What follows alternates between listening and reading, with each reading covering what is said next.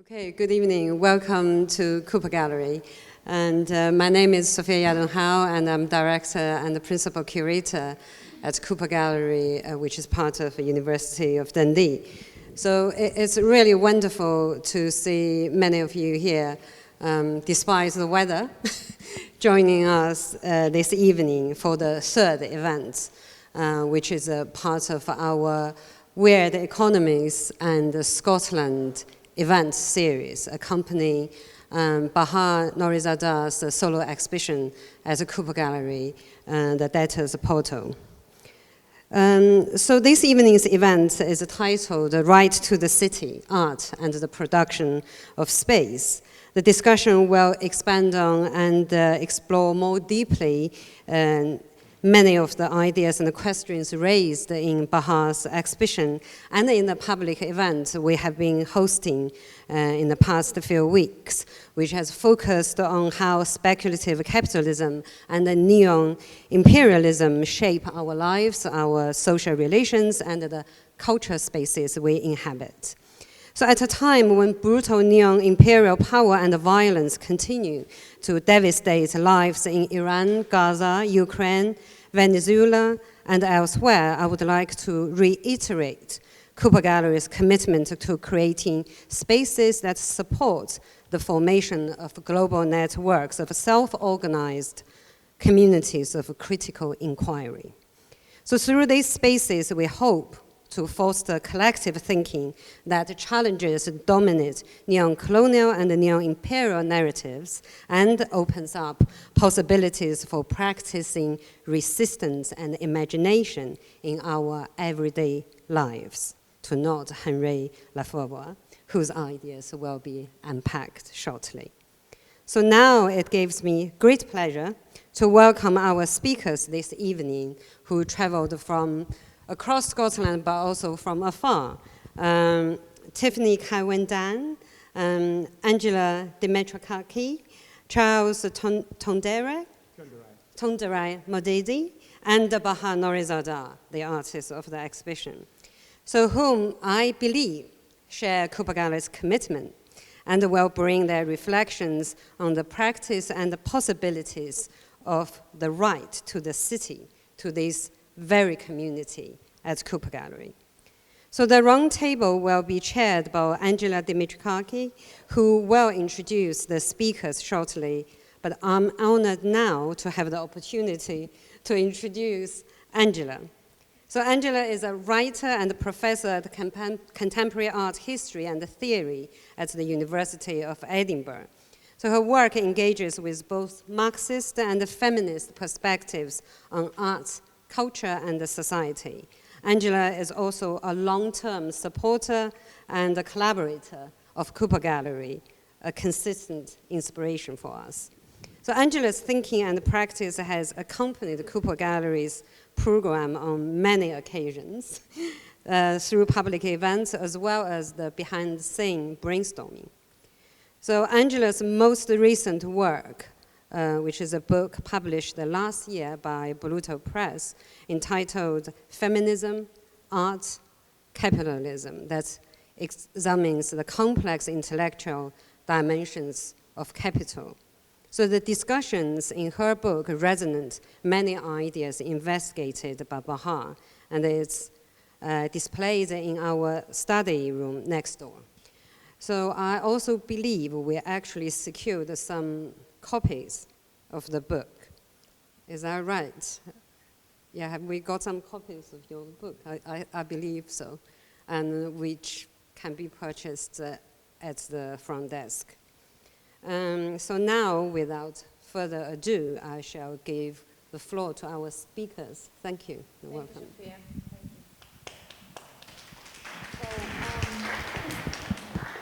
Well, thank you everyone for being here, despite the weather, as mentioned by Sophia. Hopefully the discussion is going to generate questions from you that the panel will try to answer.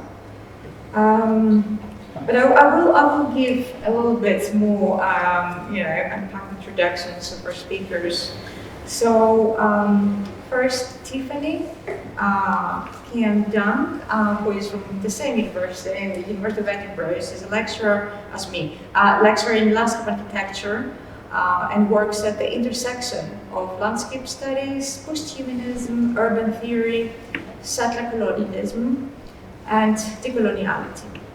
And her research addresses the settler colonial geographies of Canada and the Americas, but also her research concerns how other than human landscape systems and infrastructural systems can interact in generative ways. Next to Tiffany, Charles Tonderai Mudede, who is a Zimbabwean-born American cultural critic, filmmaker, college lecturer, and writer. And he's a senior staff writer of The Stranger. He is a lecturer at Cornish College of Arts at Seattle University, and we want, in fact, to thank you very much for traveling all the way from Seattle. And he has collaborated with the director Robinson Endeavor on 3 films, 2 of which, Police Beat and Zoo, premiered at the Sundance Festival. Zoom also screened at the Cannes Festival, whereas Police Beat is now part of MoMA Museum of Modern Art's permanent collection. And the most recent of these films, Suburban Fury, premiered at New York Film Festival. And he is a contributor also to eFlex, which I'm sure most of us in this room read or at least know, and Time magazine, and he's the director of ThinkScape from 2023. And finally, next to Charles, the artist of the exhibition, Bahar Nourizadeh, who is an Iranian-Canadian. At this point, I need to mention again, Sophia already did, the horrendous geopolitical situation which has developed, and we're now confronted with a major war with Iran at its center. So, and I'm saying this here because I know that this creates, it's a context. So, the round table, this round table, is of course connected to Bahar's exhibition, The Debtor's Portal, a title where already we find the signs of Bahar's, I think, preoccupations, which is the economy, and also the magical, the surreal, the weird, like the portal, right? Bahar also writes politically astute and extremely engaging essays, including, for me at least, the most memorable and moving editorials for the special issue of eFlex again, on the Iranian complexity, which was out in 2024. I highly recommend this co-authored editorial. It's truly something.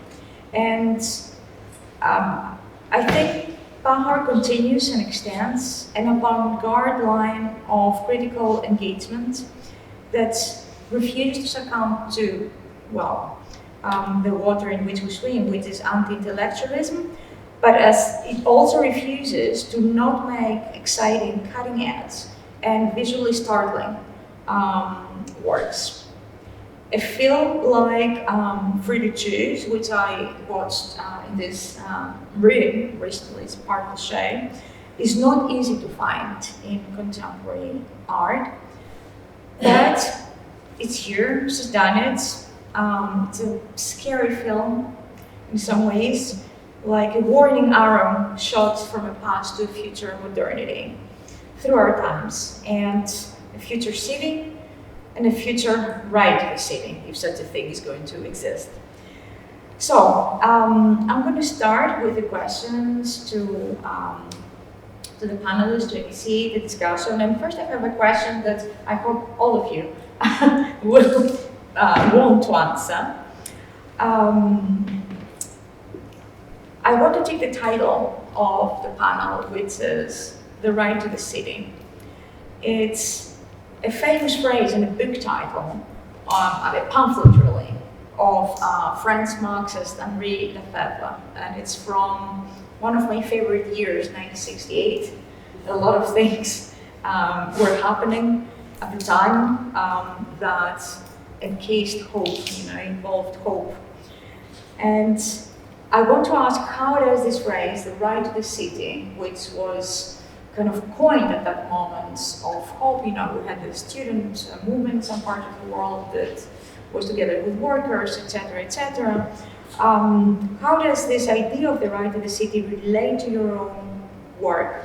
Is it relevant to your own work? Just to say about Lefebvre's own use of this phrase, right to the city. At the time, he saw capital and the residents of cities, the urban dwellers, as opposing forces. These were like social groups that had to claim the right to the city. It wasn't given to them, it wasn't a given idea, if you will. And they had to fight for him against capital. So almost 60 years later, it's rather shocking, where are we with regards to this idea of the right to the city? Who would like to go first? Maybe Tiffany or Charles or Connor? Maybe Tiffany was from architecture, I don't know. Maybe she was closer to the idea of the right to the city. I can start. Do you guys want? It seems like you want me to start. Unless you want to start. Okay. Make the executive decision, please. Okay. Yeah, I mean, so it's really interesting that you bring up Lefebvre, because Lefebvre has this big influence on, let's say, the way urban theory is thought today, if that makes any sense, or urbanism is theorized. And I kind of wrote here the Lefebvrean lineage of urban theory. And so he, as you just mentioned, equates urbanization with a kind of capitalist agglomeration and this idea that cities become due to capitalist forces bringing them together. So, industrialization, there's like factories come up, people have to come from the countryside to work in these factories, and then cities, sort of grow. And sort of, I was thinking about how to answer this question, how do I fit myself into urban theory as kind of, I'm not an urban theorist per se. It's hard to identify as an urban theorist. They're very specific people, and well, I won't get into it, but I don't identify necessarily as an urban theorist. But so if you think like maybe about 10 years ago in the mid 2010s, there was this kind of debate that was rising in urban theory world. And it was kind of in response to this thing that emerged from, I think, the Chicago school, but people like Brenner and Schmidt, also London-based, this thing called planetary urbanism.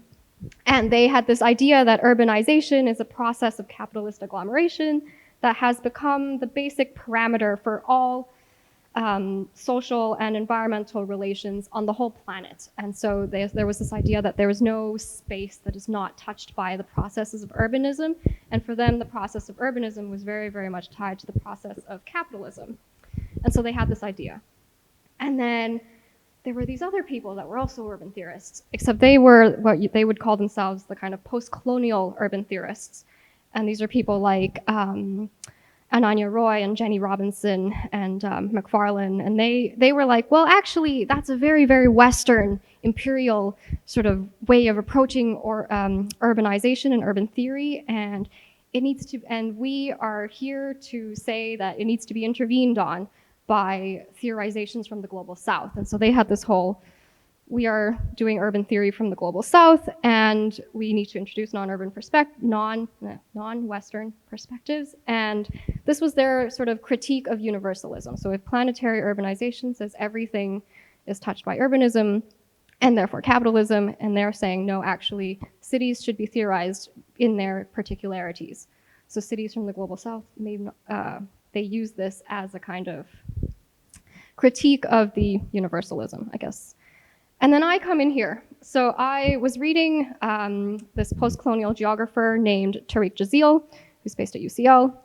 And he's saying, actually, he had this paper called, I think it's called Planetary Urbanism with an Outside or something, or as an outsider, outside of planetary urbanism. But basically, as a post-colonial geographer, he's saying that the urbanists have it too small. Urbanization and urban processes cannot explain all of the world and all of the sort of spatial things that appear that they are calling urbanization. And actually there are other processes outside of that. And he's saying post-colonialism is one such process.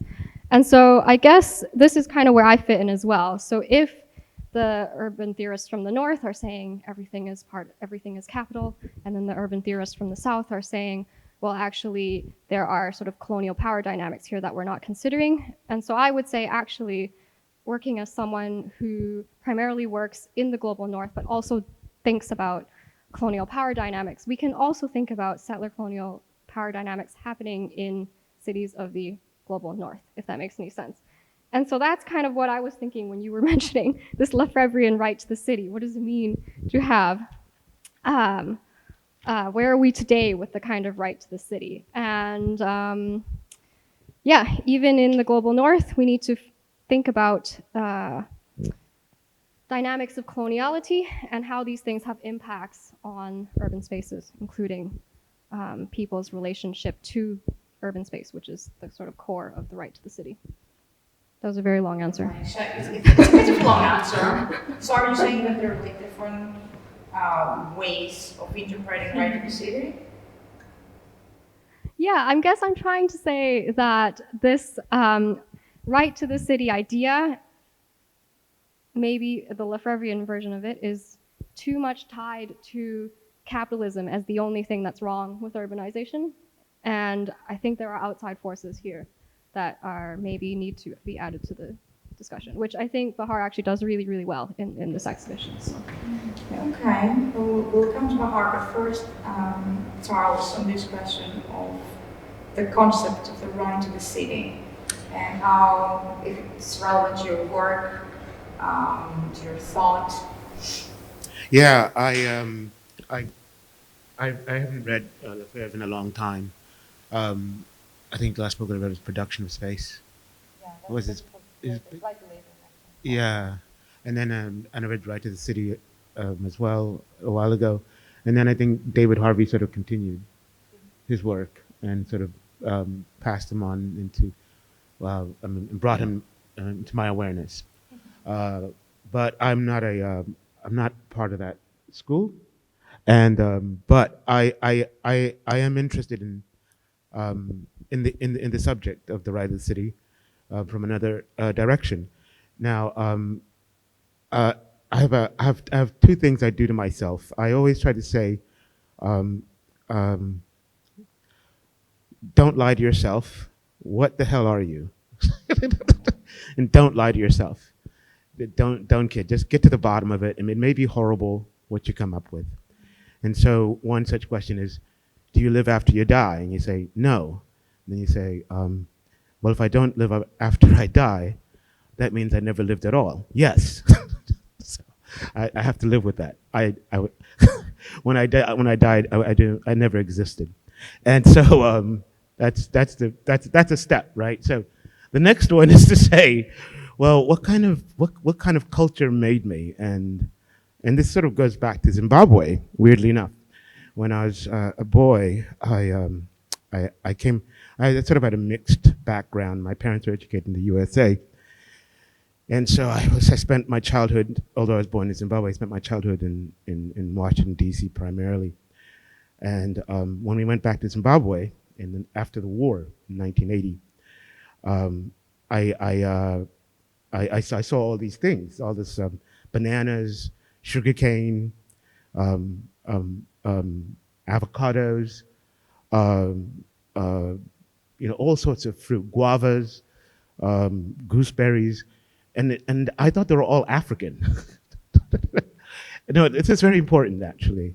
I finally realized as I started learning about the city, Harare, that it had been radically transformed. That all of these plants and all of these fruits, there were only like 2 or 3 indigenous ones. The rest came from around the world. So even before I was born, the city of Harare was transformed by capitalism completely, to the point where there wasn't anything. There's very little.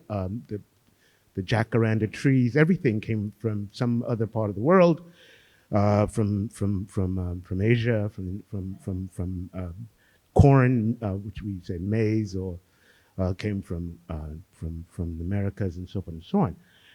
And so I said, oh, so I'm a capitalist subject. That's what I am. I was formed by capitalism, and I never really have experienced anything outside of this kind of culture. So I had to face that and say, that's what I am. And then I arrived at the question of that's presented by, well, if you live in a capitalist city, and you talk about the right to the city, as they say, well, obviously the city was not made by workers. It was not made by African workers. If you're in Harare, it was made by people who were dealing with capital investments that came from London primarily. And they shaped the geography, they shaped, and of course there was the Portuguese as well before that, and so forth and so on. They completely, people with capital invented these cities. So they were not ours to begin with. And I have to face that as well and say, this is not my city. So where do I get these rights from? Where do they come from? And why do I and others on the left have this idea that we have a right to something we didn't even make? Most of the people, maybe 4 generations in my past, lived in rural areas. There was, there were a few small cities, but there was nothing. None of them were capitalist. So I had to face this issue to say, well, and then here I turn, and I'm going to try to cut this short. Here I turn to a thinker who had a really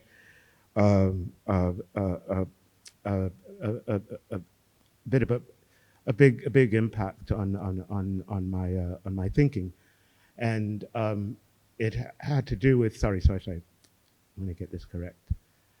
Okay, here goes. And so I had to accept that the city that we live in did not exist in the past. There were cities in the past, and sometimes when we mention the right of the city, sometimes I fear that there's this sort of transhistorical aspect, as if the city that we live, that we share, or that we are tied to, is somehow similar to something like Rome, an ancient city, or even to Zanzibar or something like that. And to me, there's a complete break between those cities and the city I live in, and the cities I've lived in. And so I have to come to say that, well, if there isn't, what is transhistorical if it's not the city? Because what is transhistorical ultimately must mean the source of my claim. So meaning I have to turn to something like social biology or anthropology for an answer. And I turned to Sarah Hardy, weirdly enough, an anthropologist. And she doesn't do any urban stuff, but I was interested in the way that she rethought social biology because it had such a bad name due to Edward Wilson and a bunch of other people at Harvard, where it sort of went into evolutionary psychology and things like this. But I wanted to understand what she presented was this idea that that primarily we're sort of this ultra-social animal, and so this has to be what I'm claiming, is not so much the city, but my sociality as an animal, as a specific kind of animal, as an ape that is very social. And so this is what also the capitalists claim of me, is my sociality, and all of the people who are gathered in the city. This is what they exploit. It's not so much labor. This is why I sort of part with the Marxists a bit. I think it's my sociality, my ability to cooperate, my ability to sympathize, my ability to have a theory of mind, meaning my ability to think with others, and also to have an idea of what might be on your mind. And all of these capacities are natural. They were sort of developed over a long period of time. They are transhistorical, but they're captured and then they're transformed into what is now the city and how we coexist. So if I'm going to break or to question the city, I don't say I'm going to go. I have to go into my animality. I have to go into what I am primarily, which is a very social animal, and that becomes the ground of my socialism. So I weirdly enough, I know a lot of people may not like social biology, and I understand why, but I have to say to myself, to be honest, I'm an animal, and so I have to understand what kind of animal I am, and therefore I can understand what exactly was appropriated and transformed into capitalist social relations. And that's my answer. Sorry. Long winding. Yeah, Bahar. Yeah, I- I mean, this before- was also profound, huh? Yeah. No, I just want to clarify that I didn't give the title Right to the City. But Yes. like we have a title here, Right to the City, Art and Production Space. It has two titles in it Yeah. of the cover. So I think it's extremely important to acknowledge where certain ideas come from. Because then, they become, everybody owns the ideas. But so just Yeah. to say this, that it's important to understand where this idea of the right to the city, where it come from, yeah. At which moment in time, who came up with this. Yeah. Okay, yeah. Yeah, it's kind of like, is this working? Yeah. Like free to choose is, is an idea with a history, very related to these topics.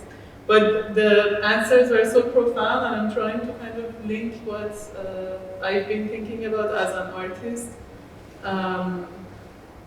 to this kind of like lineage of thoughts. And like I was just thinking, I think because catastrophe is so much on my mind right now, but also so much of this exhibition is about the kind of understanding the colonial continuity of catastrophe and not stay with like the exceptionality of this moment. Because this moment does feel very exceptional. So I feel I'm a bit confused usually myself of like how exceptional this moment of social organization, urban organization is in the context of what you, Charles, talk about, or you, Tiffany, talk about with, the settler colonial boomerang into the global city. But just to go back to kind of my own history, I feel like around the time I was making Free to Choose, I was still thinking about, high-tech finance and the global city in the way it's shaped through kind of the financial network. So the ideas of Saskia Sassen, like Manuel Castells, who wrote like extensively about Hong Kong, was really shaping this piece. But yeah, throughout, I think the past few years, this break that's happening in my work, and I'm moving more towards low-tech finance and, low-tech regions where you see, ghostly kind of like specters of neoliberalism, neoliberal policies. For example, Iran, this is what I've been writing on and thinking about for a while, of how neoliberalism has shaped the past 50 years of social, urban kind of, policies, production of space in the country.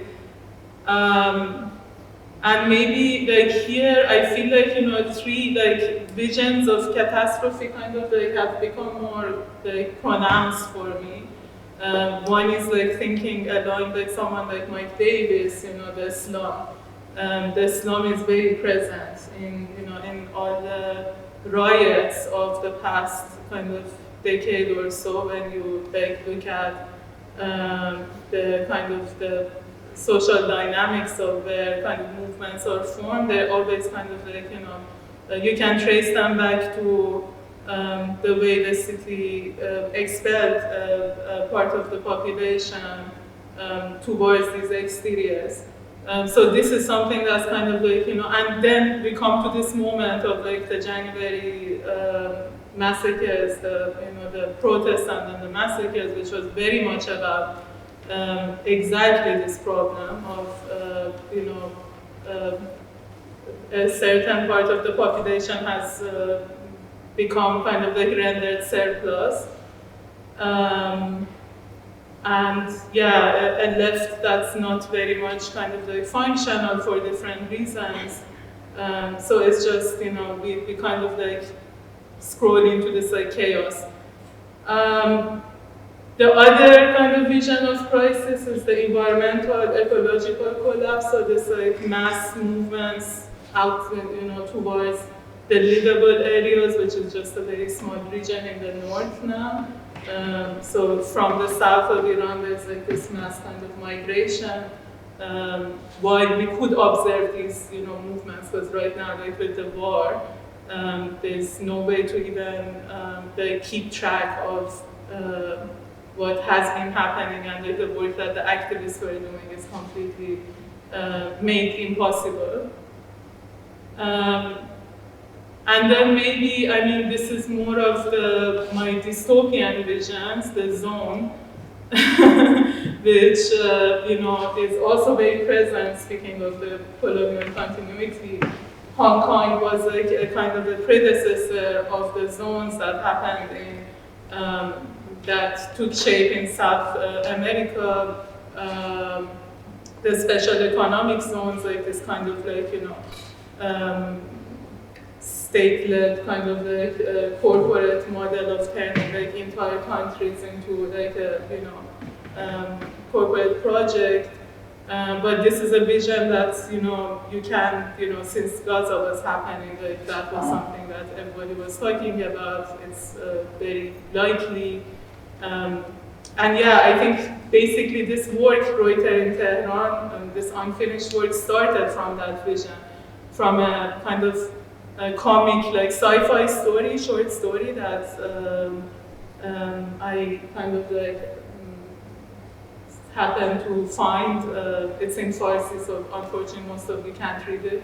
But basically it was imagining this future dystopia where most of the planet are safari tourist rides for the global rich, for the 1%, and you just go to these regions to have like a flavor of fun, like with the cultural kind of like nuance.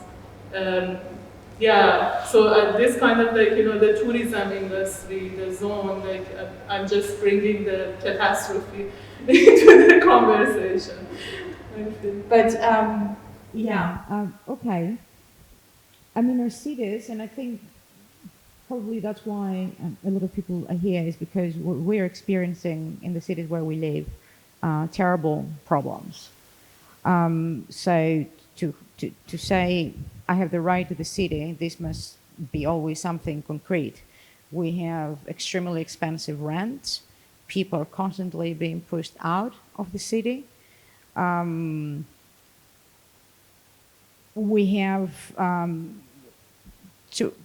tourist cities effectively, where the infrastructure is not there, is not enough to even support the millions of people who come like into a city like Barcelona, or to a lesser extent Athens and so on, and so on. So we are indeed in a mode of production that generates constant mobility so far, right, for privileged subjects, in particular the others, because cities are also migrant cities, which is another side of this.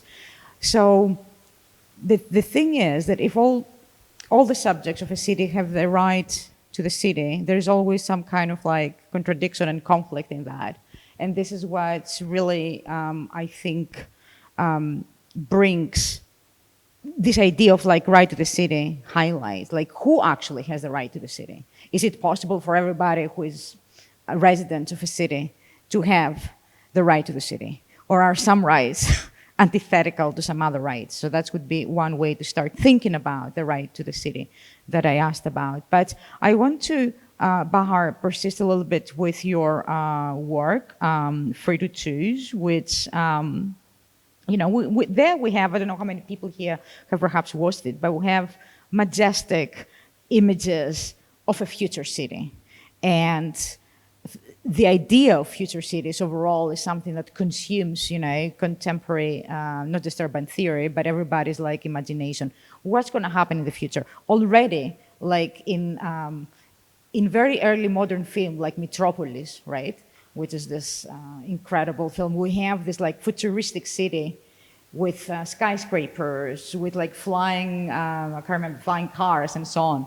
So the idea of a future city has been in Western modernity, like from the start. And of course, the process of colonialism is complete. I mean, we wouldn't have capitalism without colonialism. That was when primitive accumulation happened. So they're completely tied together. So I want to ask about your film, Bahar, like when you were imagining that future city and you filmed it, you present it here in a film, what were you thinking about? Were you thinking about the right to the city? What were you thinking? There's protesters in that film. What did you imagine as the future of a city? Yeah, this is, we cheated a bit on these questions, so I'm a bit prepared. But I would like to take this back to like the project that came just before Free to Choose. We spoke about it a little bit in the lecture yesterday. But yeah, my interest in Hong Kong started from this history of social housing that's very jarring and strange in the narrative usually told about Hong Kong as this kind of neoliberal utopia of these market thinkers like Friedman famously. So the title Free to Choose was the title of his TV show, and in the first episode he goes to Hong Kong, strolls around the city, and it's kind of like have this kind of like lovey-dovey kind of narration of this is the perfect kind of like imaginary of how like free market could organize space. However, like if you look into actual information, like 80% of the population in Hong Kong were living in social housing until 70s, 80s, like the highest rates almost anywhere. So this, this contradiction was something that made me interested in the story of Hong Kong. But before that, I was actually researching, I was looking into like the history of cybernetics and cybernetic socialism in the Soviet Union and Chile. And yeah, so what was important about this kind of alternative take on network was, there was a different kind of imaginary of networkification that could work for a different kind of purpose. And while I was doing that research, I came upon this other strange story of city planning in the Soviet Union, or an idea for a city planning that had 2 years of lifetime, proposed by this sociologist, Mikhail Ofitovich, and Moisey Ginsberg, like a famous avant-garde architect in the early days of the Soviet avant-garde. And they proposed this idea for the contest for Moscow New City Green City Plan. And basically their proposal was like for the best kind of model of the communist state in the Soviet Union, we need to get rid of the city. Like the city must perish. That's what they said. And we need to build a network across the Soviet landscape because we need to eventually address the problem of the city and the countryside. And these people were very much indebted to Le Corbusier, but Corbusier was also the jury on this contest. And he was horrified by their plans. So he was like, of course they failed. Until the end of his life, he was like writing, against their idea. But basically, they wrote this like very beautiful letter in the Journal of Modern Architecture, also like very short-lived, addressing Corbusier, which really feels like it's a historical document that they wanted to survive, like, you know, the kind of, you know, the test of time. So I made a film before kind of this Hong Kong piece on this idea of the, you know, the network socialist city. It's called the Red City of the Planet of Capitalism. Maybe we can watch like the 2 minutes. Sorry if it's too long.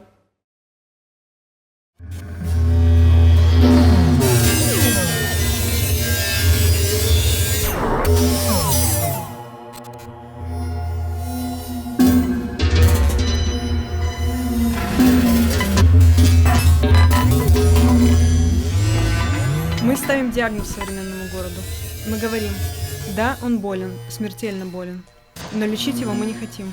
Мы предпочитаем его уничтожить и хотим начать работу над созданием нового вида человеческого расселения, которое было бы лишено внутренних противоречий и которое можно было бы назвать социалистическим. Мы знаем, что приподняв город на столбы, а вы видели, что в этом мы следуем вашему примеру, проблему городского движения радикально нельзя решить. Двигаться на авто между столбами – это почти то же, что и двигаться по тесной улице. Мы знаем, что сад на крыше – великолепное архитектурное решение, но проблему оздоровления, проблему зелени он решить не может.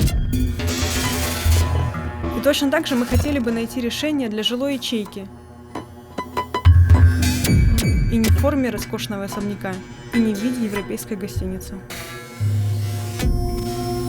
Вы говорите о международной статистике, дающей цифры максимальной рождаемости и минимальной смертности в более плотно населенных центрах. Но ведь это естественно. Малонаселенные центры, ведь это жалкие деревни без врачей, культуры, без материального достатка и хорошего питания. Вы пишете, что культура развивается лишь в пунктах концентрации больших масс населения. Но это вполне понятно. В капиталистическом обществе это так, а не иначе. Но мы в СССР должны во что бы то ни стало снабдить этой культурой все наше население, а не только сконцентрированное. Но мы не можем для этого переселить 100 миллионов нашего крестьянства в крупные города, не разрушая сельского хозяйства. Поэтому мы хотим иметь и все блага концентрации для накопления культурных завоеваний. Yeah, just to like wrap it up, basically, what was so striking about this was that they're writing to Corbusier that you're not a revolutionary, we just had a revolution. We can afford to have radical imagination, you're reformists, and the city by default is hegemonic. So it's on us to rethink the city. I think just this sense of like, you know, the revolutionary thinking around the city just so, you know, was so moving with this. I'm not sure that, you know, the solution is something you can, you know, transpose or. But there was the idea of the future was clearly there, and so it's a post-city, you know, what comes after the city, and that divides, I guess, with the structure and modernity between the country and the city. I want to move on to Charles and ask you, Charles, you used in one of your essays in 2022, which I was reading, you wrote about the political economy of urban beauty. And can we think of the right to the city as the right to a beautiful city? Should this be, you know, the idea of urban beauty is very much sidelined, I feel. You know, there's always this question of functionality, and very rarely, I think nowadays, we talk about the right to live to exist in a beautiful city, you know, even if by this in public space.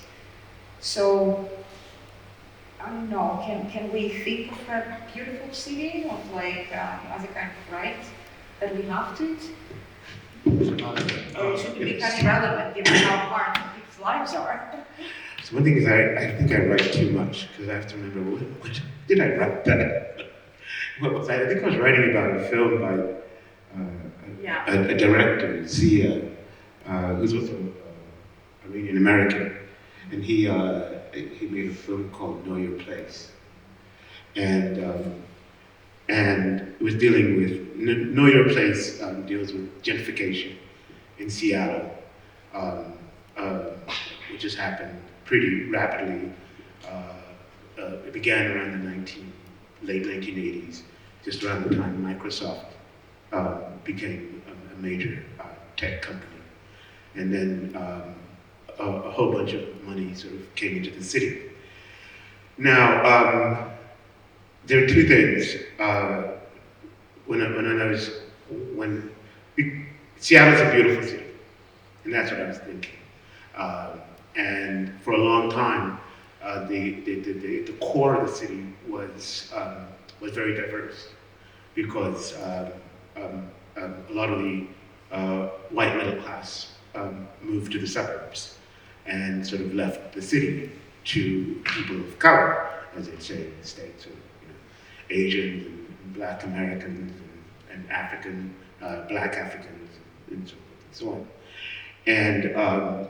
And then of course, they were pushed out because everybody got tired of the suburbs and found that the houses inside the city were cheap, and so they sort of moved in and from the suburbs and also from out of town, and they transformed. So basically, Seattle had one neighborhood in the called the Central District that was once 70% Black American, and is now I think it's around 10 or 5%. So they were all moved to the South Seattle, into the suburbs basically, and they're no longer in the city at all. And of course, the progressive element of the city made sure that they left monuments. I call it tombstone public art. Because all the Black people are gone, and suddenly they said, okay, well, we'll get Black artists to make big public works that celebrate Black American culture now that you're gone. So if you go to the Central District, you'll see all these great public works, great public pieces made by people who are no longer living there. And so the issue became, now that they're gone, and the whole city's being redeveloped, and of course, the parks are now maintained, and now there's public transportation. There's a subway now, and they're building a bike system, and now it's walkable, and walkability, and all these things that were, that were not there 20 years ago, when the city wasn't that white. And so the question, and this is what Zia was sort of pointing at, this is no longer your place. And yet it is a city that everybody, sort of like Jane Jacobs, sort of like worships, right? And said, and I'm against Jane Jacobs, by the way. I can't stand her. And I always say to everybody, if you're going to read, ignore Jane Jacobs and go to Ruth Glass and London and aspects of London, I think it's called, or London and Aspects of the City, written in 1964, and she's the one who came up with the name gentrification in that particular essay. Ruth Glass did, and so she, unlike Jane Jacobs, bolted the concept of the city down to the economic processes, right? So she understood that very well. Right after World War II, there was a moment of decommodification in London, and because people were pissed after the great loss of life, and they suddenly had a chance to build public housing, and of course public health services, and so forth and so on. And then almost by 20 years, by 1963, they were already turning back to they were turning all the housing back to the market. And she noticed it, and she called this gentrification, that particular essay.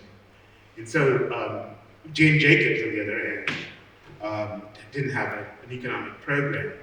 All she sort of had was like what became known as urbanism in architecture and urban planning. Sort of urbanism in the 1980s comes directly from Jane Jacobs' idea of walkability, the ballet of the street, all these wonderful things, which I do support, but they make no sense if you disconnect them from actual economic realities. And so I say, yes, I want everybody to have access to all the great stuff of the city, but we can't use the Jane Jacobs path because it is contentless. And so you can introduce all of these things that improve health, bike lanes and that are safe, or you can introduce, you can clean the air, you can improve water, but it's always going to go to the wealthy, and they get the city completely to themselves, the way that it's structured at this moment. And so this is what I was sort of pointing to. And I think that a lot of the people in the urbanist school ignore this. So you'll have something like the High Line in New York City, where they converted an old railroad track into a sort of pedestrian walkway. And then, of course, housing values around this particular, piece of urbanist thinking explode. And so it pushes out people who could afford to live in that particular area, which is near the Hudson Yard. And this sort of happens in Seattle as well. So whatever improvements are made, they tend to shove out those people who would have benefited from them, and then they end up stuck in cars. And the rich end up this is bizarre, they end up in the subway or in the light rail system, and so forth and so on. This is what's happened in the city. So I was trying to make this defense that we have to, if we're going to talk about beautiful cities, we shouldn't resort to, there's also, and this is my last comment, there's also this thing called City Beautiful movement in the early part of the 19th century, the late part of the 19th century, where they decided that beautiful architecture would improve the character of the poor, right? And to me, again, there's this contentless aspect into this kind of urbanism, and I don't think that, and I think that the urbanist project is similar in a way to the City Beautiful movement, and in the sense that, again, it doesn't really get to the dynamics at work, which are, and I'll say one last thing. Sorry, there's always one last thing, because I always have to bring up the economics, and I am interested in what cities actually really do, in terms of. I don't think they're just simply functional. Okay, I'm going to make a leap. This is crazy, and I'm going to have to make this leap. I'm so sorry, but it has to be done. I'm sorry. And you know what I mean? Because I'm making these. I'm skipping a bunch of stuff, but just know, Jane Jacobs is not good. Ruth Glass is super good, right? And then to get from Ruth Glass, you have to go to understand the economics of a city, and to understand why something like urbanism just implodes. You have to go to a chapter, weirdly enough, in Rosa Luxemburg's Accumulation of Capital. And it's the section that deals with what they call the legal Marxists. And I know I'm going to get this, I'm going to wrap it up. The legal Marxists were a movement. They were called the legal Marxists because they were in the late part of the 19th century, and they were called the legal Marxists because they were just permitted to be Marxists. This is funny, and one of them is called Tugan, and Rosa Luxemburg takes on one of the figures, and his name is Tugan Baranovsky, and he was a Ukrainian economist, and I think one of the most important economists of the 19th century because he said the most frightening things about capitalism. And in fact, he influenced. I'm going to stop there. I'm going to just know he was really a brilliant economist. Okay, and what he said is this. Okay, one more thing. Sorry, one last thing. Okay, Rosa Luxemburg and Tugan Baranovsky influenced a guy called Michel Kalecki, and he's a Polish economist, mid-century. Actually, he's actually out of the Keynesian school, and close to Joan Robinson, and he was in the Cambridge School in the 1930s, and is considered to be really the proto-Keynesian. He sort of came up with it. He's an early, he's a part of what they call now post-Keynesian school, which is him, Joan Robinson, and so forth and so on. Now, what he determined is this, and this is really important, and this is where I wrap up. I'm going to interrupt. I want to wrap up. This is it. And this is the economic point, and is that he says that, and this is at the city's heart. He says that the rich, the capitalists earn what they spend, and the workers spend what they earn. And what this means is, and I'm sorry, I'm not going to go into this, but I'll just say it real quickly. What it means is that only investment drives capitalism. So in a city, you have to deal with this fact that under capitalism, only investment drives the whole process. So even if it's railways, even if it's bike lanes, anything that can move capital, that can encourage spending by capitalists, is the only game in town. So that's it. Yeah, so it's profit-driven, not people-driven. Okay. Thank you. Sorry about that. It's okay. But because I'm very keen for the audience to join us with questions and comments, I'll just, I'm making note that I'm going to be intervening from now on. And keep the answers kind of a little bit tighter. And okay, Tiffany, since you are based in Scotland, I think we need to bring in Patrick Geddes and ask, we'll go 100 years back from that moment, because this was a very different moment in the history of cities, in the history of society, actually, far more hopeful. What can we bring forward?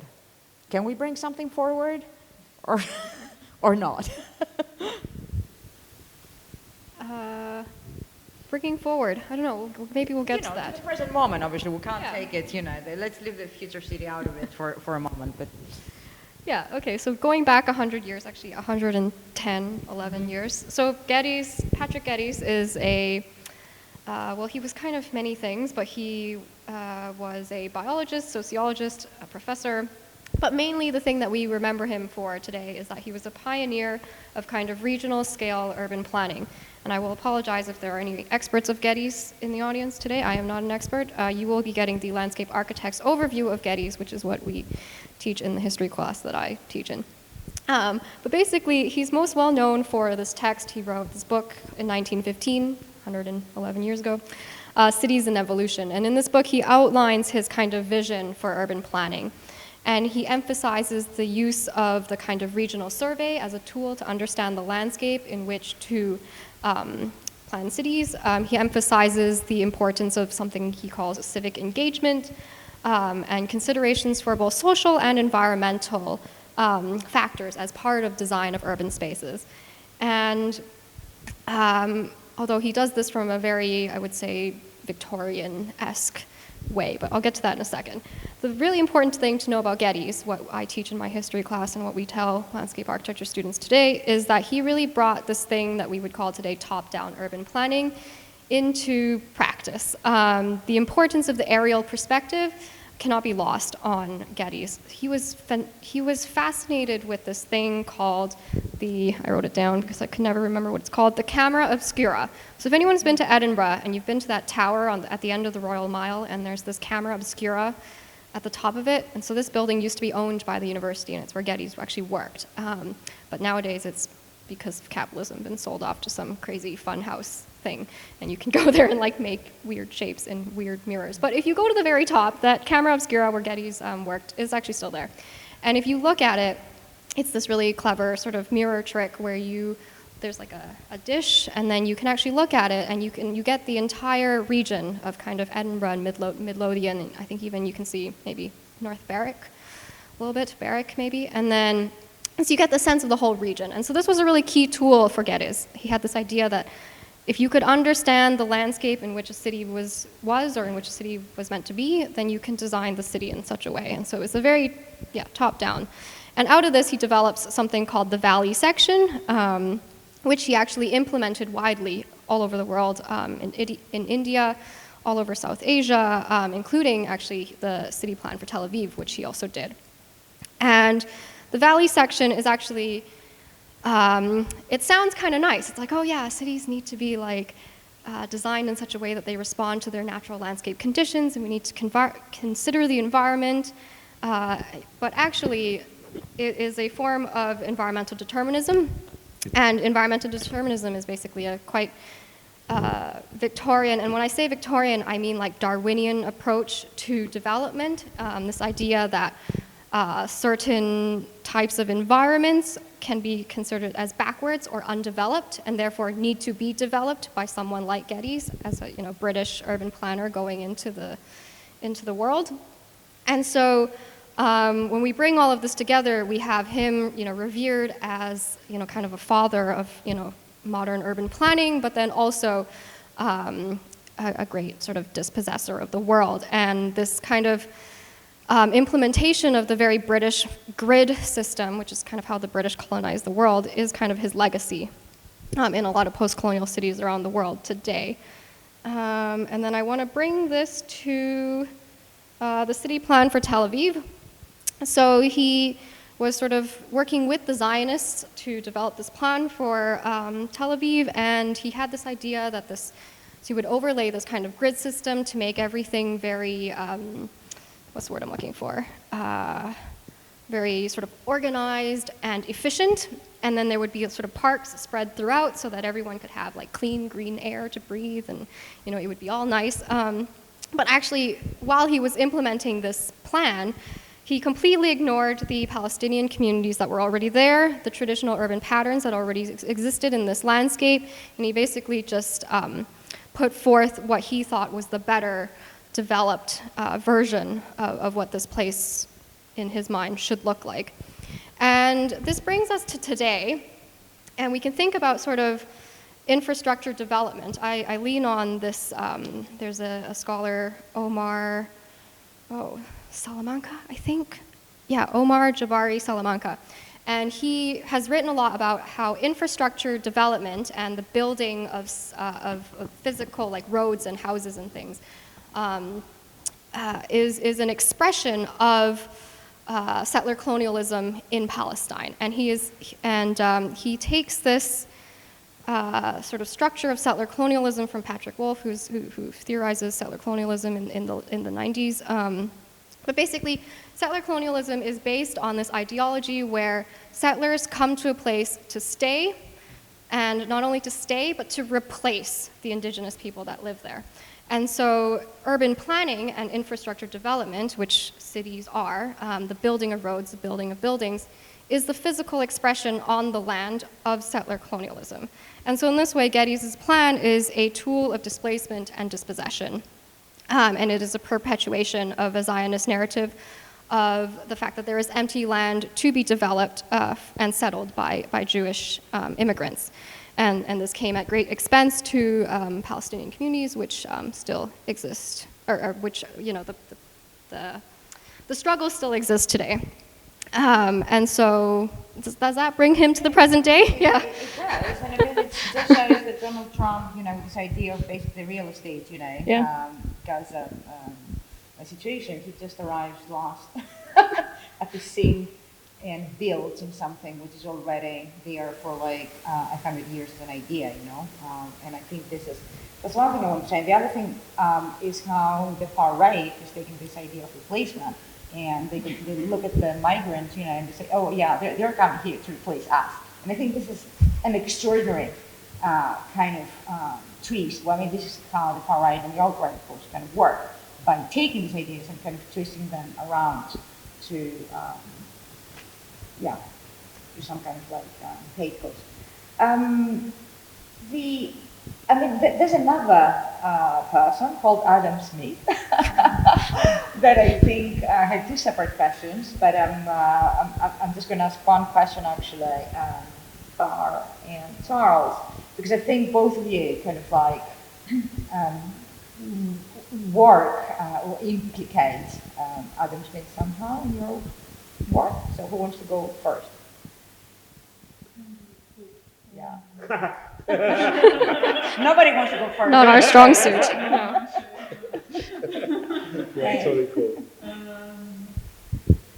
Oh my God, no, there's a bed of quickness. Yeah, and I'm just going to interrupt you guys I'm feeling because like- we have to, if you just carry on. So, I think this is in relation to the work, the performance-based admiral for revolutionary sentiments, collaboration with Clara Cohen and Cameron Graham. And if you remember what I said about the dystopian safari tourist ride, so that was a version of this dystopian tourist zone and a conversation between two tour guides as a visual performative musical piece. So revolutionary sentiments was also referring to Adam Smith's theory of moral sentiments. And basically I think what one needs to know in relation to this is that he wrote this book before The Wealth of Nations. So basically, coming from this background of thinking about networks and, technological organization, cybernetics, etc., thinking about the question of economy through that lens, these are kind of like one of the places that this shift in my thoughts started to take shape, to think about moral sentiments, morality, and emotions as what's undergirding this, this economic model that Adam Smith was envisioning the market. So the market as kind of like something that lays over this moral foundation. And so the piece was trying to think about what are these sentiments behind the special economic zones. Yeah. Okay, cities, we have affect and we have sentiments, but we in the cities have them, not the cities per se, right? That's important to clarify, I think. And Charles, do you want to add something there about Adam Smith? I'm going to compress this. Okay. I've been compressing this whole time. Okay, cool. One, Hobbes. Okay. I want to just take Hobbes. One, the response of the Scottish Enlightenment to Hobbes, Leviathan particularly, Francis Hexton, who was the sort of father of the Scottish Enlightenment, had a big impact on the moral thinking of Adam Smith. And Adam Smith produces two books. As you point out, Moral Sentiment is the first one, and the next one is Wealth of Nations. And they have to be read together. Wealth of Nations is a mess of a book. I don't know why the invisible hand only appears once on one page, and everybody talks about that, but the book is all over the place. It's 1,000 pages of a lot of different stuff, and it's not coherent, no matter what you want to say, right? But Moral Sentiment is, and it's a really great anthropology. it's really, particularly the first two chapters. So when I think of Adam Smith, I think of moral sentiment in the first two chapters, and he really does do a great job. And one, I think, him is next to Sarah Hardy in presenting a really exciting anthropology, meaning how do humans cooperate? What is it that makes humans social? That's it. Done. And you find this relevant. I mean, you already said, I think, previously, Yes. that you find this relevant to how the city could work Yes. in terms Yes, of exactly. cooperation. Right. Okay. I'm going to move on to another question. So I'm not, I'm not tearing this. I'm not putting my own opinions forward here. Oh, sorry. Yes, I hope you can all hear me. Apologies. I want to come back to the idea of the global city, which brings me to the idea of globalization. And I think perhaps we all know here that this concept of globalization, it kind of became very big after the end of the 20th century Cold War. And it was somehow connected to this myth of the global village that, Marshall McLuhan had come up with for some people, like in the 60s. But for many years now, since especially the crash of 2008, right? We hear, of course, that globalization, and maybe with it the idea of, the global city, which is not necessarily a nice idea, are going down. And I want to ask what you think about this idea of the global city, globalization. How do you see it? Do you see it as kind of like ebbing, as moving away and making room for something else? And what this else would be? And I'm going to add here that contemporary theory, very weirdly for me, it has come up with this notion of techno-feudalism or feudalism, and feudalism is connected to land. Right? It was a pre-urban thing, and some contemporary theories on the left, I see that our technologies are used actually to make us contemporary serfs in these cities. I'm not going to say what representatives of the Dark Enlightenment, basically fascists and reactionaries, say about all that, because that would take us a long time. But I just want to say that this is also something which exists. So there are many fantasies about the city. The city which is imminent, right? And how we're going to exist in this city if indeed the idea of the positively inflected idea of globalization is ebbing and is kind of moving, so on. What do you think about globalization, global city? What is coming after it, if it is leaving us? That's for everybody. And for Tiffany. Originally it was for Tiffany, but I think now everybody can try to answer it, because I'm sure everybody has opinions, and then perhaps we can open to the audience. Oh, you want me to answer? You can start. Okay. So the question of globalism and techno-feudalism is kind of interesting, and it kind of made me think, sidestepping the whole rights to the city thing, on the concept of citizenship, which I think we haven't quite talked about yet, but is very related to the idea of rights, especially rights to the city. So citizenship is basically the relationship between an individual and the place that they live, which may or may not be a city.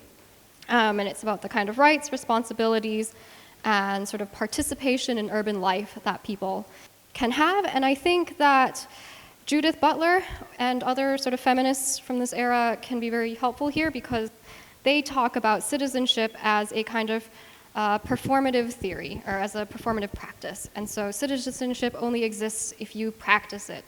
And it is not a static thing that you have. It is a performance that exists through its repeated action. For example, participation in protests and demonstration.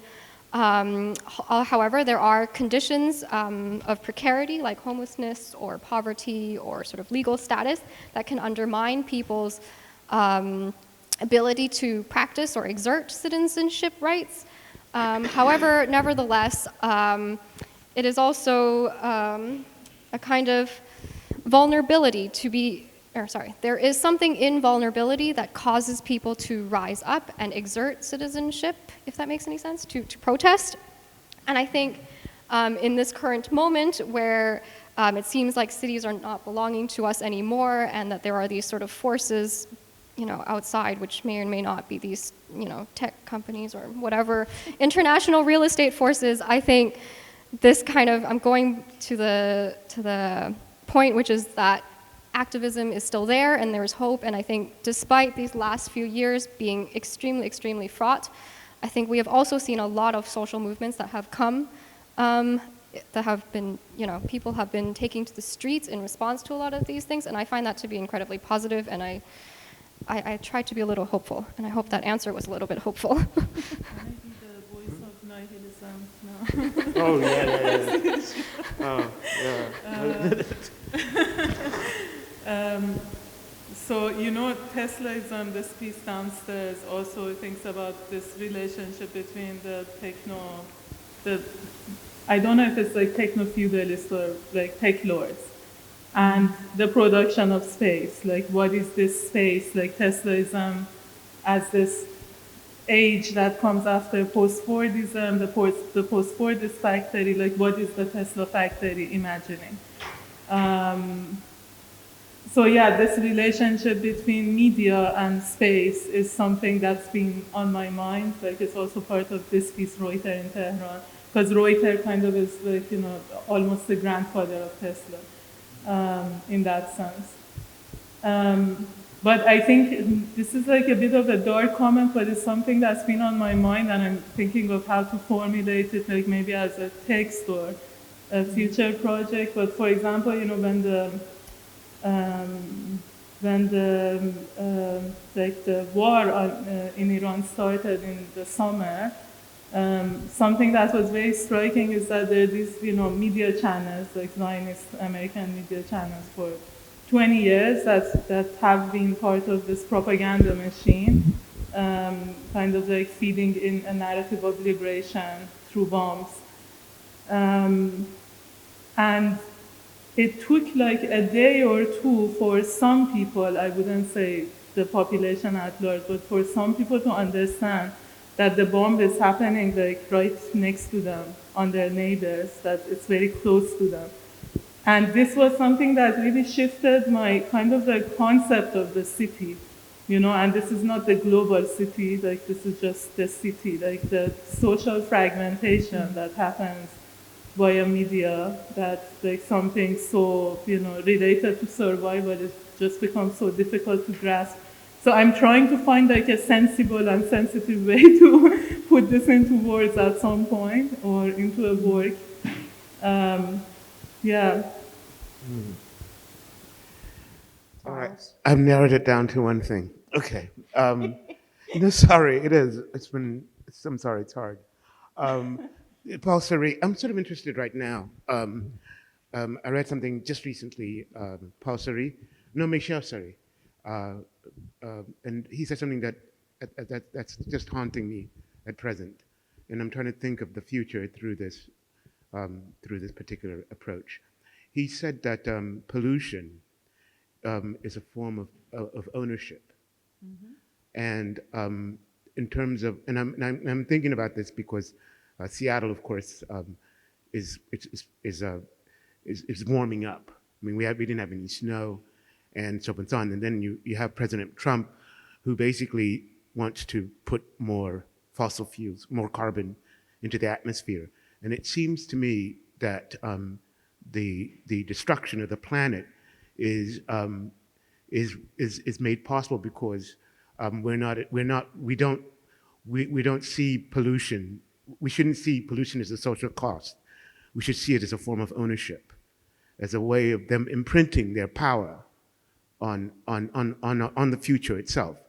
So to clean up the atmosphere, to do anything that would sustain our way of life as humans, not as bacteria, to do anything to correct that is to deprive those in power of the right to pollute.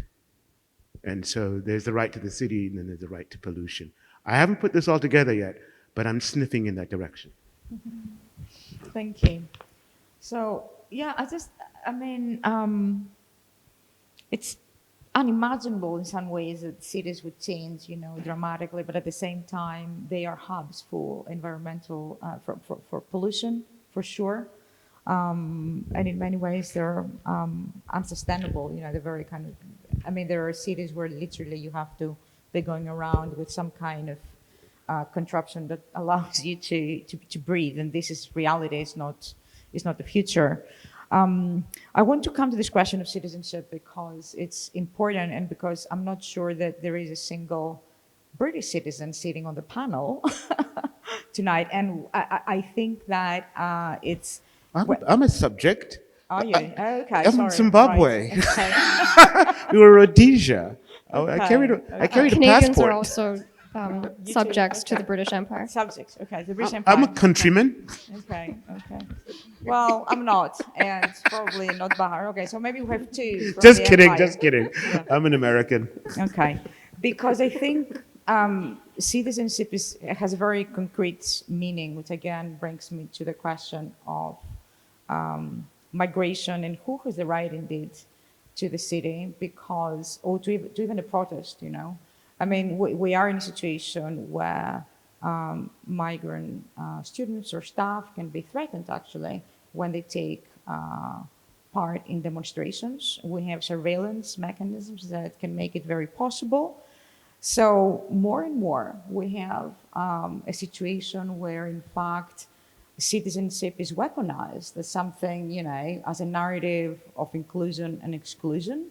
Not to mention the fact that we also have, the question of dual citizenship, which is weaponized even more. And if we put this in the context of the rise of, global fascism, basically, which is taking over the cities, deportations, threats, and so on, it becomes, the concept of citizenship becomes very rich and at the same time very full of contradictions. I think we kind of, maybe we need to also see it this way. And I think, unless if there are questions that you would like to ask each other, which would be great. I think it's time to open to, sorry? No, just yeah. To everyone who has joined us today, and open for comments or questions around everything you've heard tonight. And there's a lot of things that have been left out, but that's because the event is, needs to last a certain time. So, are there any questions or observations? Has any of the panel addressed the big issue of social isolation of, say, pensioners and people that have been citizens for many, many years, but have found that they've become more and more socially isolated because they're losing the ability to go and speak to someone face to face, rather than what they have to do now. If they want to get something done, they've got to pick up a phone and they speak to a robot, and it can cause all sorts of mental problems. There's a growing mental problem amongst many people that have been citizens for many decades in places like Dundee and Glasgow and London and Berlin and Budapest and all these places. And I often wonder, it's a bleak future for quite a lot of people. Has anybody addressed that? Would it be addressed? I look back at history and I think about, say, the Native Americans before the 1830s. And it was paradise because people spoke to each other, they interacted in the way that we should be, that the world should be at. So has anybody addressed that? Isolationism caused by technology, caused by so-called progress. Well, also architecture, which is designed. And yes, there's the architecture and that as well, of course. I mean, the 1960s with the schemes that didn't work and all this kind of thing. So, And overall, I would say that contemporary urban architecture is not made for extended families, for instance. exactly. Just Yeah. to, you know. Yeah, so we're all remote from each other, and you've got family on the other side of the world, and the other side of the country, and the other side of Europe. Yeah, so it's something that needs to be addressed, I think, and talked about. I think maybe like in a very different context, but that story I was saying at the end speaks to this social isolation, but from very different contexts, and the effect of media kind of replacing not only like social relation, but the complete fabric of reality is changed in that image. But yeah, maybe. Yeah, this was my university entry-level composition question. Right. Many decades ago. It was like in the contemporary city, we're so close to each other, but we've never been further apart. Exactly. And that was already there in the late 80s. And not in Britain, obviously. So it's very interesting, actually, that all these decades, after that, it's become just worse. And it's an absolute global condition. It's a condition to be found, like from Japan, I think, to everywhere else. I don't know if panelists think that it has been addressed conclusively. I mean, I don't think it's been addressed, but I can offer a urban historical perspective, which is the sort of rise of single-family homes in the post-war, right, leads to this kind of, families not living together. If you turn, 18 and you don't move out, it's like a social, mark on you, right? And this, the lack of available housing, which can actually support extended family living, I think, is one of the drivers of this, and we haven't resolved it as a society. I don't think. Right? I mean, the family was just an example. But, it's, the Kinship family, at least. But yes. In the 1990s, there was a certain amount of social housing in the United States, and in the 1990s, particularly under Bill Clinton, and they called it like Hope 6. They sort of wiped out all of the public housing, a big chunk of it, particularly in Chicago and also in Seattle. All of it came from the New Deal. Now, they did this with the idea that the poor, when they're together, are a lousy lot, right? They make a lot of trouble. And therefore, it's better if we give them vouchers and they go and live next to middle-class people. And this would improve them, right? And it totally ignored what these poor communities were about, right? So a poor person could actually turn to a neighbor to watch their kids when they went to get a job or something of that kind. And these sort of social networks were real in poorer neighborhoods, but they were sort of dismissed completely into the catastrophe.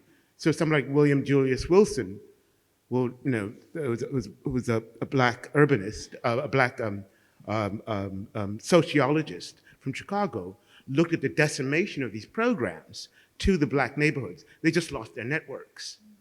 So you suddenly had these kinds of people now isolated within this middle class sort of single family, right? These apartments where they did not know anybody, and the whole value system is completely different. There isn't a street life. There isn't, right? Your neighbors don't want to have your kids. You can't knock on their door, right? You can ask them for some sugar maybe, but you can't leave your bloody kids, right? And this became a real issue, and the impact resulted in a lot of homelessness, right? And so the whole idea of trying to make poor people middle-class people was a failure, and it led to exactly this kind of isolation, because we think poor people are, right, are you know what I mean? They're just nothing but troublemakers. They don't have anything integral or anything that resembles community. Thanks. I mean, community has been another word which has been around for a while, but I don't know if you have seen any improvements in the cities where you live about communities actually getting stronger. I don't think I have. I think there was a brief moment during the first days of lockdown in COVID where we were helping our neighbors, and then it went somewhere. It disappeared completely. I don't know.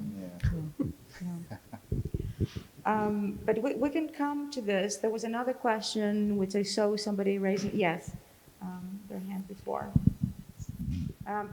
This is a slightly convoluted question, but first of all, thank you very much for those presentations, and thank you, Bahar, for these wonderful films. Really extraordinary critiques, I think, of everything that we're talking about, all done visually, so it's amazing. I was wondering, really, we were talking about globalization, and I was thinking, is there any kind of, with reference to the urban theories that you've been referring to and the philosophers that have been referred to, is there any kind of logical explanation for the illogical behavior that we're seeing, the delirium that set in amongst our world leaders, where, okay, you have this system, globalization, which seems to be working for some people who are in power, and then you go to war and you destroy it all so that those very chains are unable to function. Is it actually a kind of fear of what, Tiffany, you referred to as those small positive sides to it, where we become more empathetic with each other through those very systems that have tried to isolate, but we also know about each other a bit more because of, social media and all of these. So it's several things all together, but is there a logic we can follow to what is happening right now? Or is it purely delirium? Could you repeat the last part of your question? Is there a logical explanation for the illogical behavior of those very forces, our world leaders, that have created this globalized, isolated world, to go to war and then break up even what's good for them? I don't think it's illogical, personally. I agree with that. Yeah. I think it's very logical for them. For us, it's illogical. It's their logic I want to understand. Oh, God, yeah. There's a huge, but, Charles? I think that capitalism, we often talk about capitalism in terms of being about markets as well. I'm going to bring up Kalecki and just say this real quickly. Kalecki pointed out that it's also, he thinks that it's more about discipline. It's more about exerting power. And so what Kalecki says is that what's more important to actually capitalists than profits even is a discipline, is the tools for disciplining those beneath them. I know this sounds a little like Foucault, but Kalecki actually stated this in the 1930s, and he said that bosses prefer the power to sack. So meaning that, in a sense, it's not illogical to them because all of this, in the context of you say that they're going to make some money or so on and so on, but I think that what really counts is for them is for people to know to stay or to have a sense of where they are in the social order and to stick there. Just to add, first of all, globalization is a word that it flies a lot. It's not always accepted, it's not very clearly defined. Of course, we meant after 1989 the globalization of capitalism, right? That was the idea. There was no counter paradigm, and even China was forced to enter the markets, the capitalist markets, because we can have other markets, but we're talking about that. I think that, and there's a wonderful, actually, article you can read about that by David Harvey, who's a geographer, and was published in 2008 first in New Left Review, and it's called Right to the City, if I'm not mistaken. And so he took that title, and then you can find many other books. And there he explains very carefully how cities are produced through some creative destruction that capital requires. Oh, yeah. And it requires it from Paris in the 19th century, when they killed the commoners and so on. So it's not exactly the same story because history is not static. So it's not some kind of repetition. But there is certainly a lot of money, specifically in the form of capital out there, that really needs to be spent, if I can put it this way. It needs to be spent on weapons. Or even just destroyed. Or even destroyed, exactly. That's what Harvey says in Limits of Capital. Yeah. So So there are various processes. The city is an excellent space, and actually that's why he focused on the city on that. And of course, he publishes this piece right when we have the major financial meltdown, of 2008, in the side of which we still live. There is certainly, first of all, the destruction of life, the destruction of infrastructure, the fact that the American government does not seem to know exactly, as I heard this morning in the news, what it means to win, this war. All this is illogical, but spending billions on this is not illogical for capital. It's something which is necessary, and I would say that even the Second World War involved partly, which was a catastrophe, right? Yes, but after the catastrophe, there was several years where capital was doing very well because precisely this catastrophe had happened. So destruction is needed, at least if I can, from the perspective as a Marxist we said, it's absolutely needed. It's not illogical for capital to destroy, unfortunately, for us. And Rosa Luxemburg is not given enough credit for having pointed this out at the end of her book, Accumulation of Capital, that a certain amount, that there is too much capital, actually. A lot of people, it's hard to say this, but a certain amount of it has to be sunk somewhere, and because it just builds up. And so it makes sense just to get me, right now, I'm going to say this, but right now they were talking about, and they keep saying this again and again, that the missiles made by Iranians, particularly the drones, cost $25,000 to make, and the missiles to counter them that the U.S. made, the Patriots and all this sort of stuff, each one is $4 million, right? And the Americans are like, oh my gosh, what a waste of money. Right, and I sort of no, that's actually the purpose, right? The idea is that we have a $1 trillion military budget. They need it to get capital out of the system and into these Patriot machines for $4 million. So it's not illogical. Don't think that Americans are going to go and say, oh, we're going to make cheaper weapons and so forth and so on, right? They're going to laugh at you. They're going to say, actually, we need a bigger budget and bigger, and that's it. That's the system. From this year, Yeah. Exponentially higher. And that's, yeah. Although there was a supply chain issue, Lockheed Martin cannot make these Patriot missiles fast enough. Yes, I know. That's.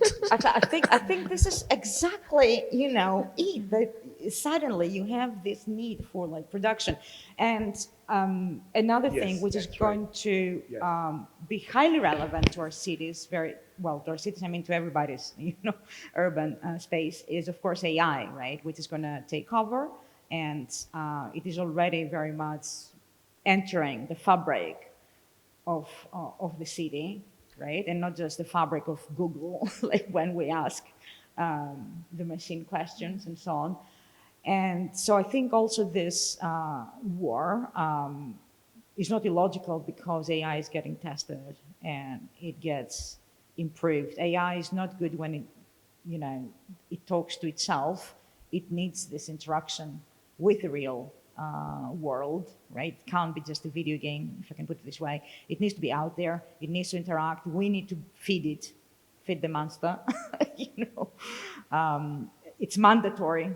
It's getting more and more. We're forced to do it, and where we're not forced, we volunteer very often. And I think that is a parameter of the future city, really, which is, it's not even the future city, it's the near future city, if I can put it this way, which is huge. It's absolutely important. And the destruction we see right now with this war, which seems, you may ask yourself, here's the logical part, are they going to risk crashing the economy? Yeah. Yeah, they will. And for some of them, look at how, the wealthy became wealthier after 2008, whereas most other people became poorer. And a lot of these poor people are in the cities. So for some reason, the city is a concentration. It's really a concentration of capital, it's a concentration of people. And it's super interesting actually to see when cities suffer and when they get destroyed, when capital flies, when it returns, if it ever does, and so on. But it's a very particular thing, which doesn't mean we didn't have cities. We had great cities before, long before capitalism, right? But now they're the beating heart, for sure. Yes, there's one more question. Yes. Thank you. I actually had two questions.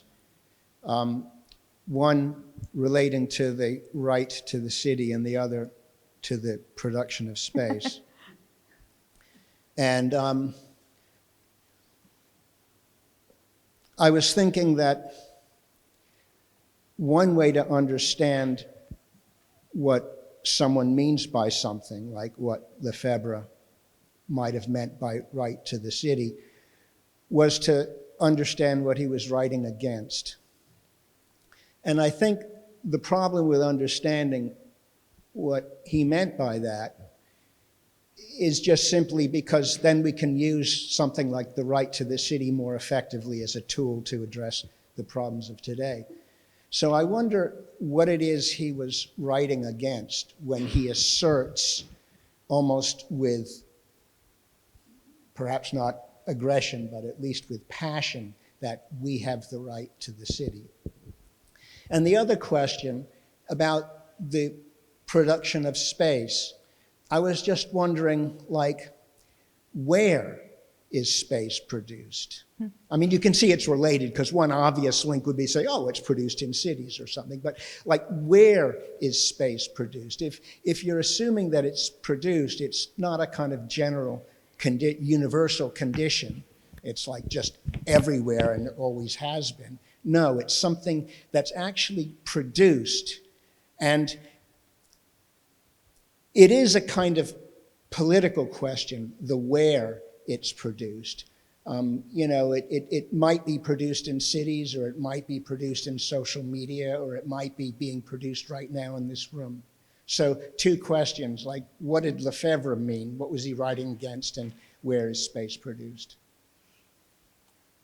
You know, at that moment when Lefebvre was writing, there was a group of, they weren't just artists, you know, they had a philosopher, you know, filmmakers and so on. The Situationists, they were called. So it was a group of people originally like in France, but then of course they also had franchises, if I can call it that, in other places. And what these people were doing, and I think, you know, they were basically operating under another name from the 50s, like onwards, was to try and reclaim the city from the factory, from the condition of labor, you know, and kind of constant work. They would walk around. I mean, it's a very, very famous group. So they would exercise the right to, you know, they're called Situationist International, you know, for a reason, but they were very urban. They were very much focused on not claiming, but reclaiming. So there was already the perception in this kind of like post-war, city of Paris and so on, that something at that point had to be taken back.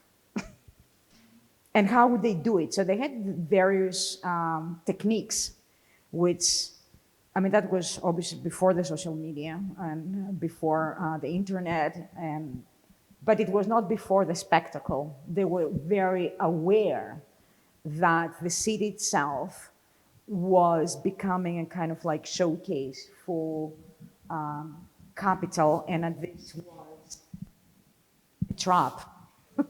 In some ways, that they had the magic that they had to break and operate on a different level so as to take the city back, to not allow the city to become a spectacle.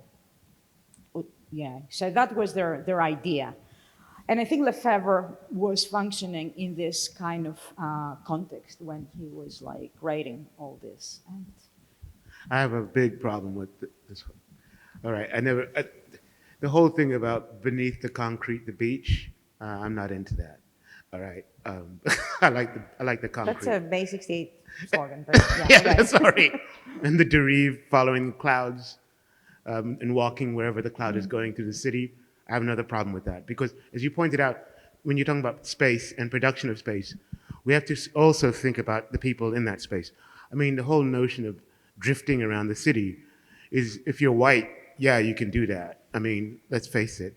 But, you can't just drift around if you're black in particular cities. You'll get arrested.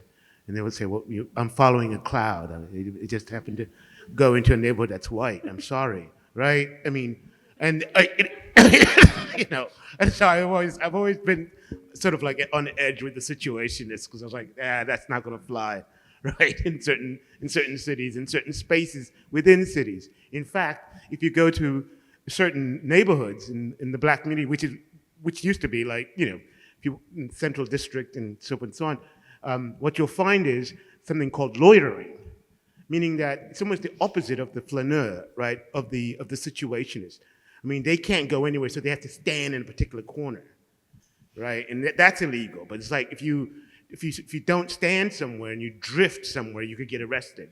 I mean, you know what I mean? So you don't have the freedom of space. So hanging around the corner is the safest thing to do, but you just can't go anywhere. But so yeah. Can I just bring a twist into this? Because already from the 70s, we had actually feminist groups that also claimed the right to the city for women to walk around because they also couldn't walk. They certainly couldn't walk, on their own. And so this idea, and then it was taken after, I know a number of groups between geography and art, if I can put it this way, some kind of like urban practice, if I can call it that, that are trying from Madrid to wherever to reclaim again the city, to have a particular group, the migrants' right to the city or the women's right to the city or some kind of like social group that is threatened, is under threat in the city. And they very often revive this, some of this practice. So although I totally agree with you that I think when first the situationists were like doing this, I'm not sure that they were able to think of how many people cannot actually, I have to bring something else here. I don't think the working class, whichever color or sex or gender, they can leave the factory and walk around the city because they can't afford to do it. So it was a kind of utopian practice, if you will, some kind of like placeholder for some kind of future, because they were very anti-work. And they thought, okay, so capital is using labor to produce this kind of space, which is like very oppressive, urban space and so on. So we're just gonna like walk around and be psychogeographists or whatever, they call them. I think that for us today, what can I say? Certainly I have dared being in cities as a woman. When I exited my car in Miami many years back, I heard the sirens and there was a police car next to me and my sister said, "Get back in the car and we will take you out of this city." And we're like, "What? But we want to be here." I said, No, you can't be here. And it's too dangerous for you. You need to get back in the car and out of the city, out of this part at least of the city. So it's insane, really, that the right to the city is in itself a utopian, I would say, is again a place called something that we can hope for or fight for, but nothing more at this point. It's a statement more. But it's been going on. It's like when I think about it, that it's like so many years, like 80 years, 60 years, 70 years, that we have these ideas, and which means that things don't start from ideas. The ideas can be there, but they need to start from something more concrete. So that's what, there's also a question about the production of space, which is far more difficult to answer. I don't know if somebody wants to try. Everybody's pointing at you. Okay. Where is space produced? That was the question? Yes. How is space produced? Yes. Yeah, how is space produced? I mean, I don't know. It's kind of like if a tree falls in a forest, does it make a sound, right? Like, how is space produced is, because we were talking about citizenship earlier, right? And citizenship is this, like, how do individuals relate with the place in which they are? And I think if you're not relating, or if people are not relating to a place, it's not made. I guess if that makes any sense. Oh, we're getting the 5-minute warning. And so I think space is produced through people's engagement with it, if that makes any sense. And if we're not engaging with space, it doesn't get produced. I don't know if that's overly simple as an answer, or maybe your question was more loaded than that. That's a good answer in my book. It does, though, suggest that certain forms of city making might be more conducive to the production of space than others. I mean, the obvious, counter example would be suburbs, where people are relatively dispersed and communication tends to move out of the street and into social media. It suggests that that's not a good place to produce space, the suburb. Or that it's not being produced to its potential, let's say. Yeah. You know, one must always remember, okay, so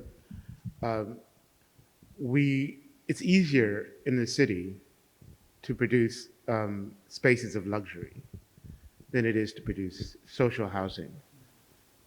And this is a feature of capitalism itself. It's easier to produce luxuries. I always think that, and I'm going to say this really quickly, but in Seattle we have this people who live in what they call recreational vehicles, and I'm fascinated by this. And these are vans that were sort of made for people when they retire to take a trip around the United States and drive and drive and drive until they reach the grave, right? And but it's sort of interesting to me that what a lot of the poor people have to use to house themselves comes out of the recreational industry, be it tents, be it cars, be it RVs and so forth and so on, because the system produces luxuries with great ease, but it can't. It's to produce anything that's useful is incredibly difficult. So, yeah. Maybe like a final note. We had this talk with Nida Sinokuch, this very fascinating Palestinian artist. Last week, I don't know who here could have attended. It was online. But his work looks at the production of Palestinian cities, and this figure of the caravan, which the settlers originally came with these containers, basically, metal containers, which then were turned into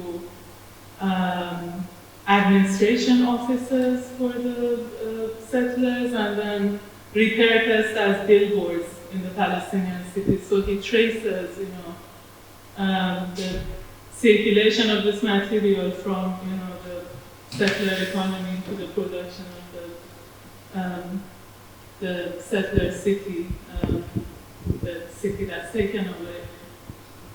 So yeah, I was thinking of, because in my head I'm like, yeah, I kind of, I think there's a double dynamic of the abstraction that we're talking about with social media, with the financial regime, with the investment kind of mandates, like speculative real estate. Like this is really producing cities, but also the material, the material extraction that's almost becoming the background, like the the ghostly figure of of the virtual space.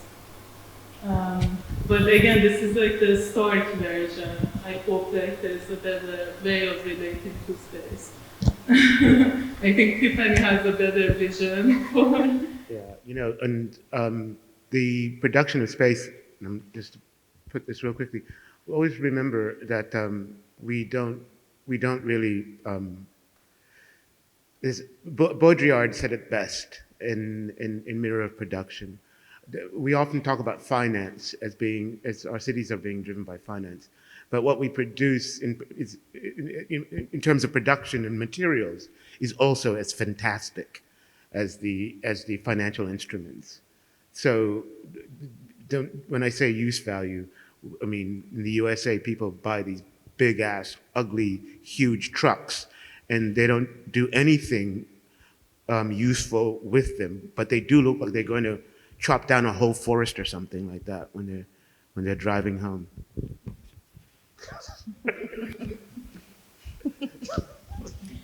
So, who produces space? I think we need to define space because there's different kind of spaces, really. As for who produces the city, so during COVID, a developer got permission from Edinburgh Council to come and demolish the low-rise building opposite me, like at the distance between me and Bahar, and build a very tall building that completely killed my view, which wasn't important, but anyway, I could see the sky. And I was able to observe for 2 years the workers, many of whom would be breathing, the construction material, and I don't know how. I mean, I could see them, I could see their bodies, and I could see what was happening to them. It is this labor, really, that produces the city, and it's the consumption, I would say, of these bodies that I was able to observe from my room that produces certainly the urban space in which my flat is located. And because it was the first time in my life that I could observe something from being built from so close, and I could see the details of what they were carrying, I saw the whole thing kind of being built. And it's a terrifying process. And also what is being displaced, so this labor was completely subservient to capital, development and so on. And they have no say in what it is they build. They also actively take part in various kinds of displacements. And that's how space is produced anew. So that, and I think this is a fascinating process about how many, I would like to say, agents take part in this production of space, of urban space. But agents is not the right word, because not all of these actors, is this the right word? Have agency. Capital has agency. And Edinburgh, and the council that gave the permission for its own purposes, for instance. But I would just put out there that, social protest has in the past stopped such capital developments in very specific cases. And so there's still hope. You're right. Yes, you're right. This certainly does happen from time to time. Sometimes. But don't. This is not referring to Jane Jacobs. Yeah. Jane Jacobs versus. Jane Jacobs. Okay. And with Moses. this, we're done as for time here. I want to thank everybody, to thank those of you who asked questions, and all of you who attended and contributed your presence and attention, and of course, the panelists and Bahar the artist and Sophia. Panelists Charles and Tiffany, and the team, the Cooper Gallery team, for making this possible. So thank you, everybody, and I hope this was in some ways useful. Useful to you, to us. Thank you.